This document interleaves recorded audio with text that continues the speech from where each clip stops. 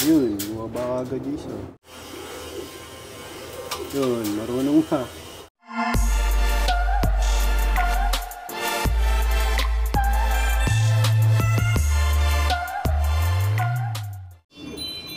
Welcome back mga kalapatids. Meron tayong bago supply ng kalapatids breeder mix ni Boss Ronald Gonzales. Yan nga yung ating pinapakain dito sa ating mga ibon. Lalong lalo na dito sa mga nagsusubo o mga may inakay. At syempre dito sa mga bagong baba na mga young bird. Kakabigay ko nga lang ng kalapatids breeder mix dyan. Bibigyan ulit natin.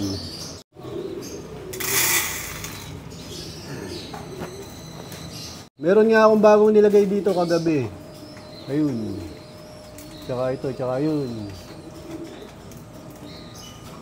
Ito, marunong na itong tatlo.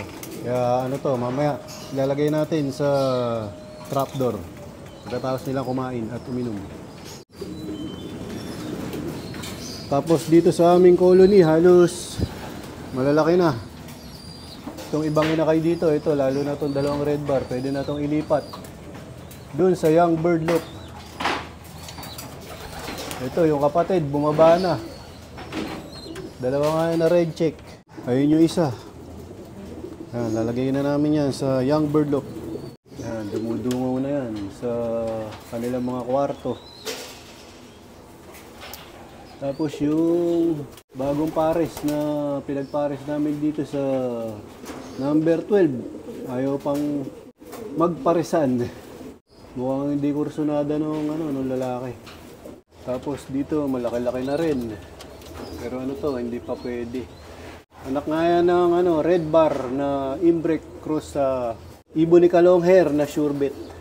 Tapos dito nga sa paresan ni Major Pain. Ano nga to, meron ako isang nilagay na itlog. Bali itlog yan no, number 4, ayun o. Kasi nga, initlog nila yan dito nung meron pang kahon. Ngayon kinuha ko yung itlog niyan.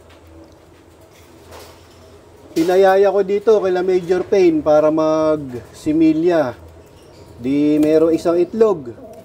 Ilagay ko dito. Yan. Tapos, ang nangyari, umitlog pa ng isa to. Ito, mismong itlog na nila to. Yung isa dito. Ayan. Bali, naging dalawa. Yung itlog. Isa lang yung initlog nitong hen na asawa ni Major Pain. Ang kagandahan niyan, mga kalapatids, parehas nagsimilya. Ayan o. Ito yung unang itlog na nilagay ko. Bali ito yung itlog ng number 4. Yung payaya. Yan, maitim.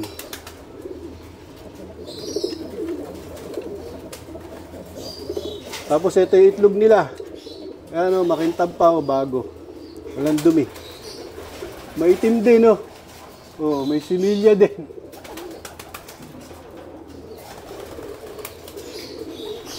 So, bali may similya yung isang itlog nila Major Pain. Kaya isa lang yung initlog nitong hen. Bali yung unang mapipisa dyan, anak nung number 4. Yun yung sisingsingan namin na super set. Tapos yung pangalawang itlog, old bird na lang o fancy ears band, pang stock. Kasi nga, anak na nila yun, Major Pain.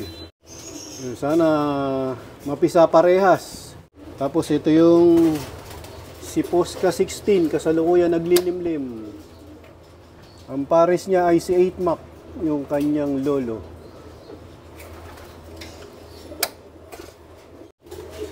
Dito may itlog na rin. Sawa niyan yung co-breeding. Ayan yung una nilang anak. Bali yung dalawang anak nito, mga kalapatids. Yun yung dinala namin sa Alegre One Loop Race. Yung unang clutch na anak nito. Bali, ilalagay na namin to sa young bird loop. Yan, mahaba na buntot, pwede na yan. Yan, pwede na yan. So, i-spray namin ng pangkuto. Ito nga, inuubos namin itong Victory. Ganun pa rin yung ginagawa namin sa mga bagong nililipat dito sa young bird loop. tinuturo namin yung kanilang inuman para hindi sila mahirapan. Makita kagad nila yung inuman. Tapos yung nestmate.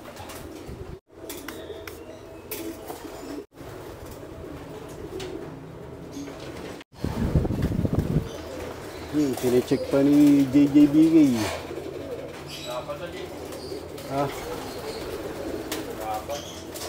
Ito isa dyan. Masyado pang ano. Sariwa pa yung balahibo sa ilalim ng pakpak.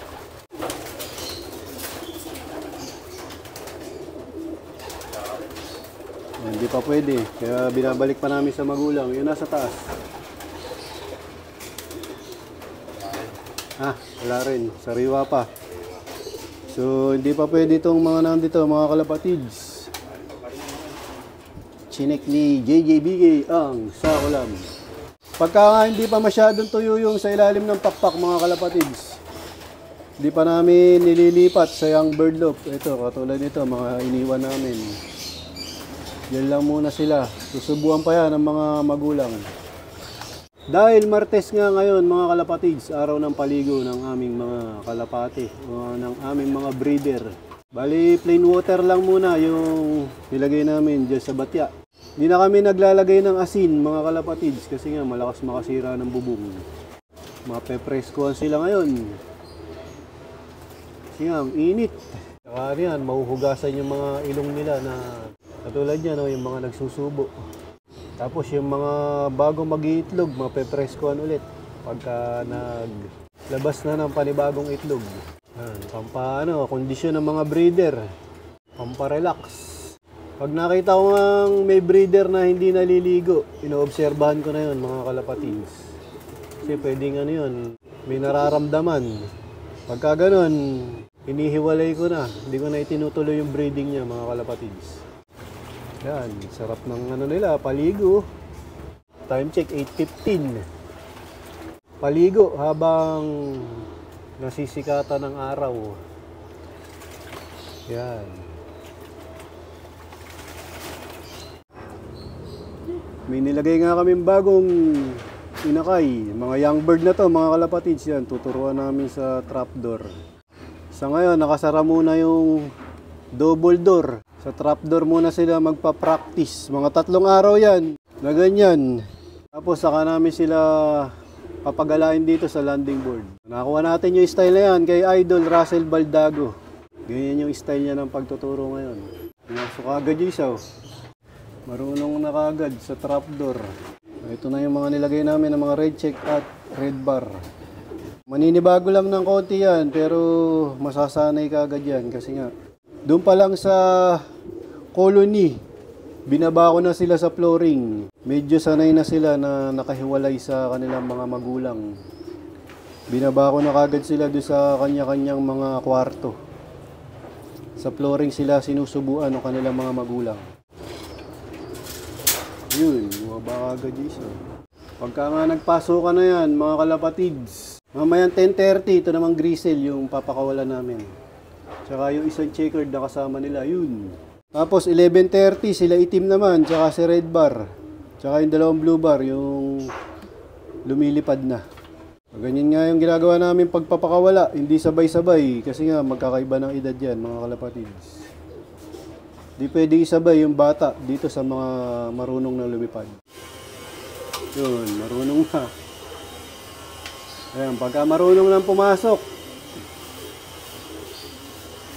pwede na namin silang pagalain dun sa landing board.